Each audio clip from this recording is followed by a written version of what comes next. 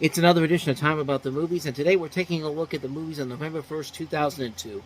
Only two movies to look at today, so let's go ahead and get right to it. And we'll start off with easily the biggest new release of the holiday season, the big holiday release of the movie season to come, and that is Tim Allen returning as the Santa Claus in The Santa Claus 2, The Mrs. Claus.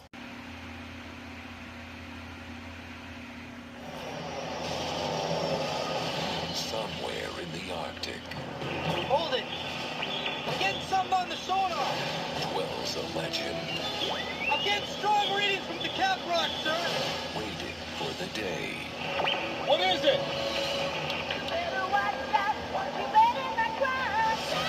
he'll come to town.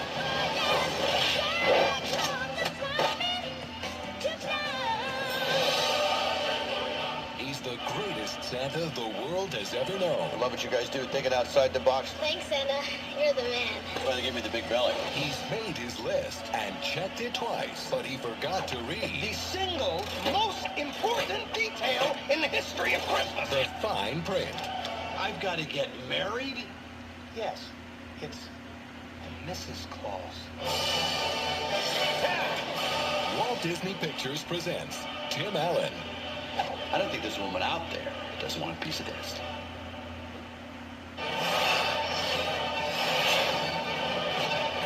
The Santa Claus 2.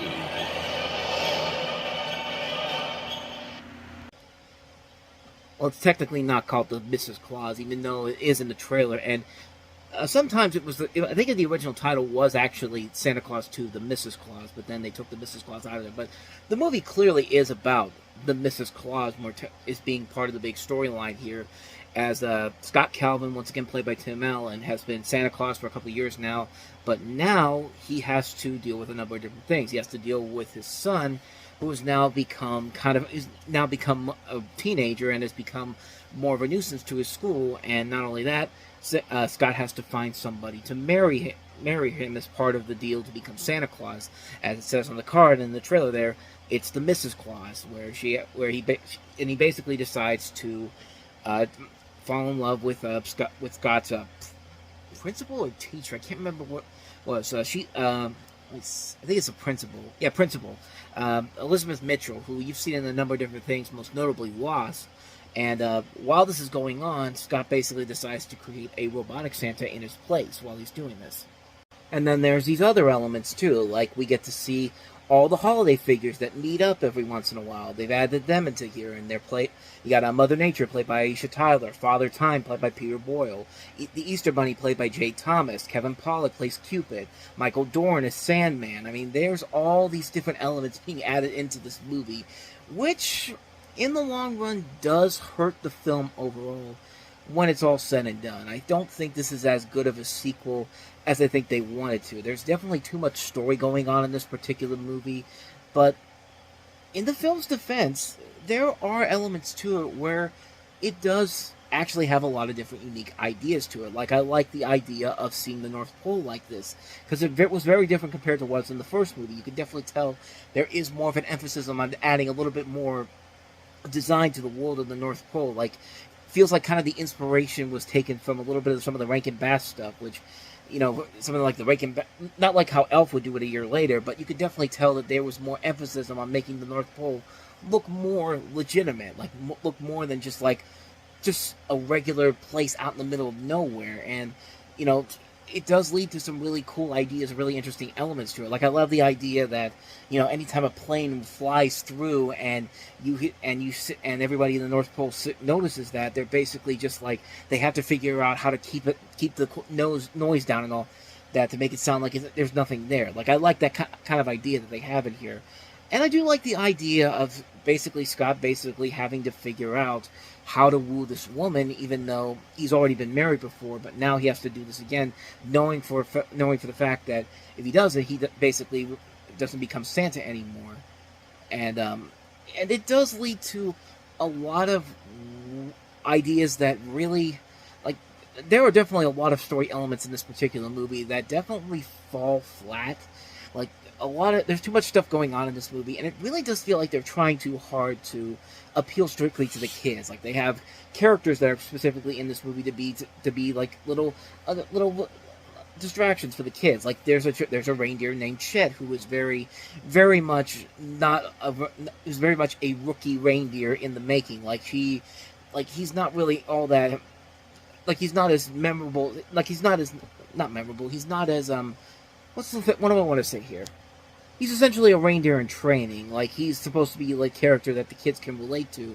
While you also have this other kid character played by Lillian Mooney, who was also Myrtle in the Lilo and Stitch movies, as this other character that you're also having the kids kind of be behind. And it definitely does feel like they're adding a little bit too much more into the film to kind of keep you.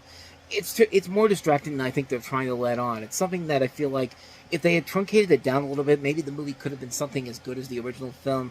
But like I said, it's not a bad movie. It just has those elements there where they put the effort to try to make this better than the original film and show more of a production value is definitely there. But the story and adding some elements to the film that really does not add up to it really does make you more confused than entertained from what you're seeing. I mean, there's a lot of elements in here where they add so many different characters and different stories, side plots going on here that they just don't feel like they add to the overall fun factor of the film. Like, it's one of those movies where, as much as I like the first Santa Claus movie enough, but the sequels, this is probably the second best one of the series, with the third one being the weakest of the three. And it's not like they're not trying here. You can definitely see that they are clearly trying to have something here that's a little bit of an evolution from the original film,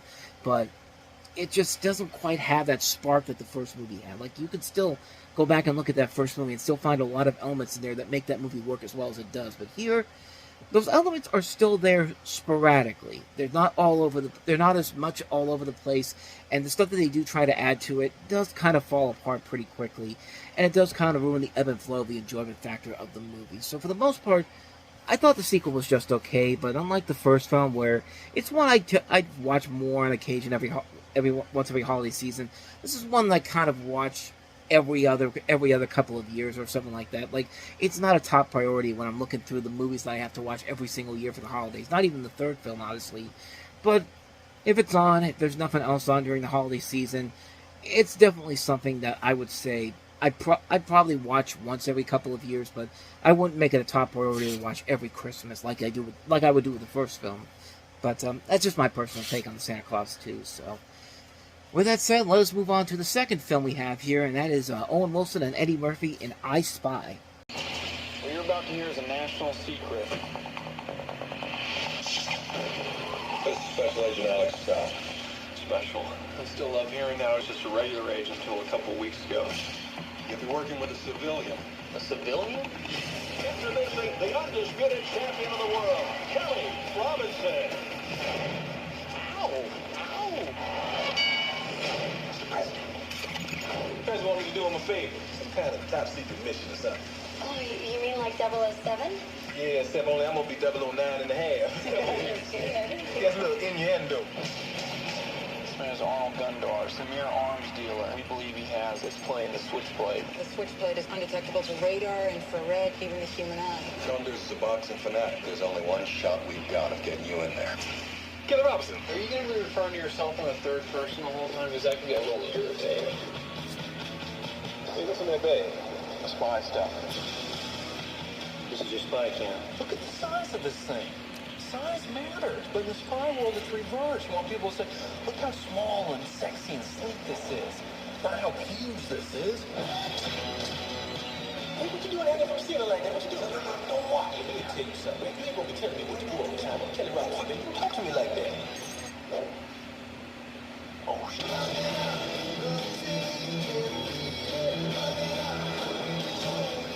Now put this in my eye. You know, I got the camera in my eye. Hey, I see me. Hey, I'm seeing what you see. I see me looking at you looking at me. I like this. That's the type of thing we're going to be doing on the mission. Oh my God. Yeah, that's what I'm talking about. Hey, come on now. Hey, come on now. Let me at least see the good. Let me show you a little something. Kelly Robinson. All right. Hold on. Here we go. You see that? That was a big explosion. Yeah. I Spy. Put that on. This look like a sock. It's a spy mask. Special spy mask. Hey, man, this is a sock.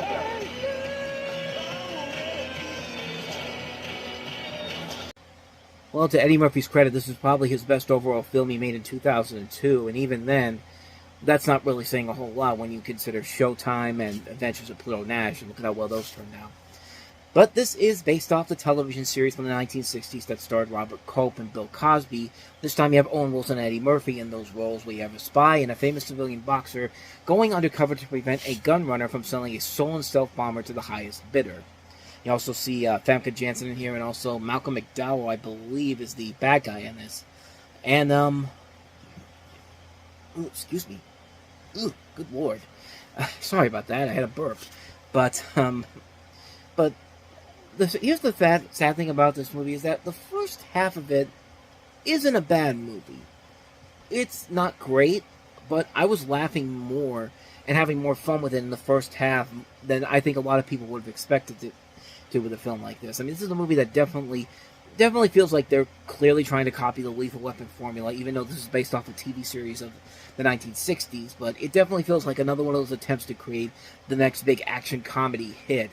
And I thought for the first half of the movie, it was fine. It wasn't really doing anything spectacular or really funny. There's a couple of times where I did chuckle a little bit.